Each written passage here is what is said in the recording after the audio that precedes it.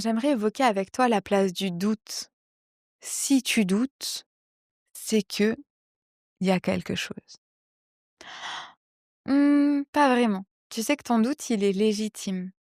Ça fait partie complètement des cartes qu'on a, quand on lance notre entreprise. Avec ton cabis, tu as la carte, notamment du doute.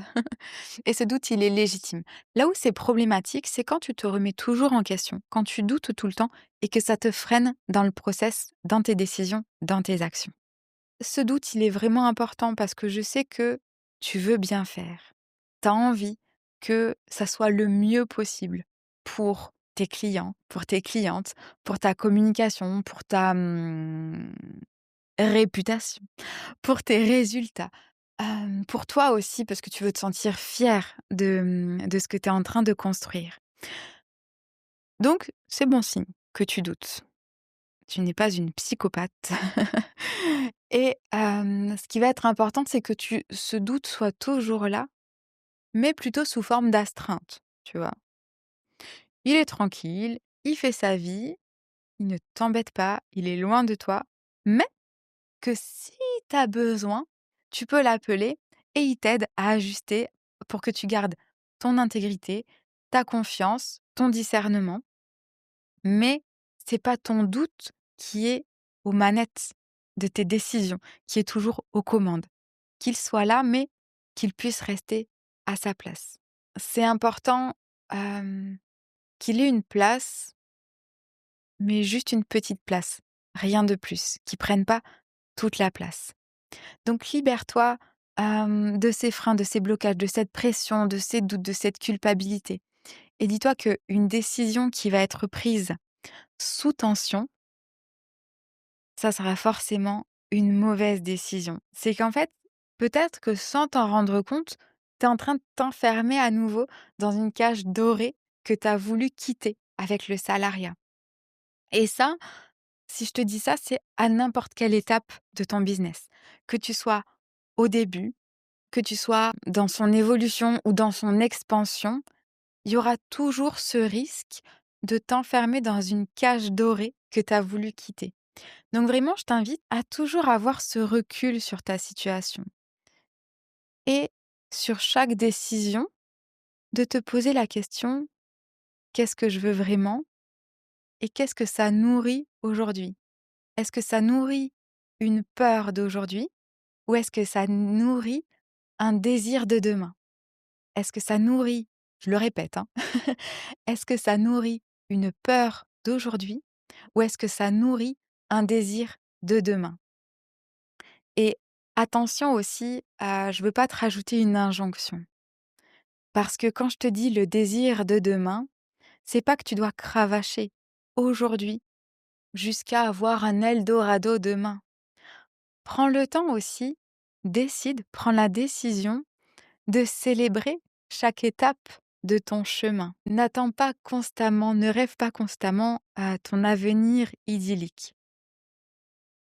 Trouve ton bonheur aujourd'hui.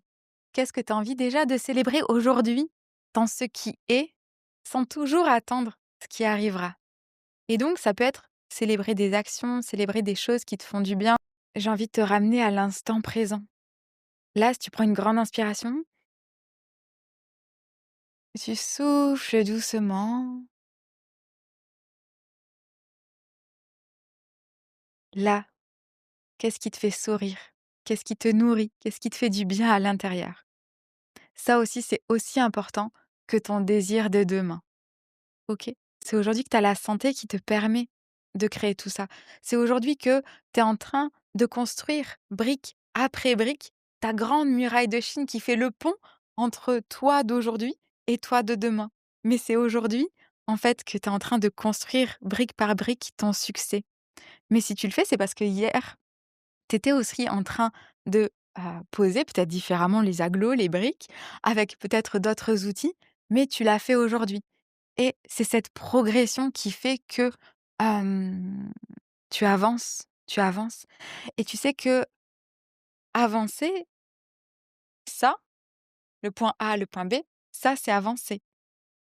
Ça, c'est avancer. Ça, c'est avancer. La seule chose qui fait que tu avances pas, c'est parce que tu abandonnes. Oui, tu peux t'arrêter un temps, tu peux reprendre et des fois, le fait d'arrêter quelque chose, ça laisse la place à autre chose qui va être beaucoup plus aligné, beaucoup plus épanouissant pour toi. Donc le tout, c'est, même si c'est petit, c'est de faire et c'est d'avancer. Et même si tu as besoin de t'arrêter, même si tu as besoin de ralentir, en fait, ça fait partie du process. Tu sais, c'est comme en sport. Tu peux pas être toujours en compétition. Tu peux pas t'entraîner H24. Ton corps a besoin de récupération. Si tu es toujours en train de t'entraîner, tes muscles ne peuvent pas profiter des bienfaits de l'entraînement. Donc, la récupération, le repos, les massages, j'adore les massages, le repos vont être aussi importants que l'entraînement. Et j'aimerais qu'on comprenne que l'entrepreneuriat, c'est pareil. Un professionnel du sport, il va avoir un préparateur mental, il va avoir un préparateur physique, il va avoir un kiné, il va avoir un ostéopathe, il va avoir toute cette équipe autour de lui pour lui permettre de performer. Et maintenant que tu es dans l'entrepreneuriat, tu es aussi une grande sportive. Donc, trouve, mets en place une régulation, mets en place des systèmes qui font que ton business va progresser, tu vas apprendre des choses, mais cette récupération, cette régulation, elle va être importante pour que toi, tu puisses continuer à porter ton business et à prendre les décisions qui vont te porter loin. Parce qu'on n'est pas des entrepreneurs jetables. Tu veux que ça dure. Et pour ça, il faut que tu acceptes ce temps ce temps du process, d'avancer et de récupérer au fur et à mesure. C'est vraiment important. Et si tu veux retrouver de la clarté, que c'est brouillon pour toi, dis-toi que cette clarté, cette sérénité, ben, ça vient pas tout seul en fait. Malheureusement, on nous l'a pas appris à l'école, on l'apprend pas, dans les formations classiques. C'est un entraînement. Ça s'apprend et cette clarté, cette sérénité, ce calme à l'intérieur, cette paix, cet ancrage, dis-toi que ça s'apprend et ça se muscle. Oui, je suis coach sportive aussi, donc je fais beaucoup de parallèles avec le sport.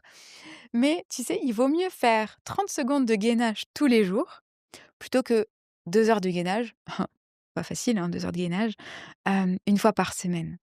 Et en fait, pour retrouver ton calme, cette clarté, cette sérénité, cette paix, cet ancrage à l'intérieur, ça se muscle. Il y a des méthodes, il y a des techniques spécifiques. Si tu penses que 2 respirations par jour, ça va suffire, non, ça compte, mais ça ne suffit pas. Par contre, rassure-toi, il n'y a pas besoin non plus d'y consacrer 2 heures par jour. Heureusement, j'imagine que tu as plein d'autres choses à faire. Plus tu vas muscler ce calme, cette sérénité, cette clarté, cet enthousiasme, parce qu'on dit que hem, le pessimisme est de rigueur, l'optimisme est de volonté. Et si je suis en capacité de te parler comme ça aujourd'hui, c'est parce que j'avais calculé l'autre jour, bah oui, en fait, j'ai fait la moitié de ma vie.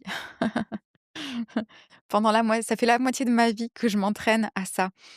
Et en fait, ne te compare pas à quelqu'un qui en est au 50e chapitre, si toi, tu en es au premier. C'est une page après l'autre, OK? Par contre, c'est cet entraînement.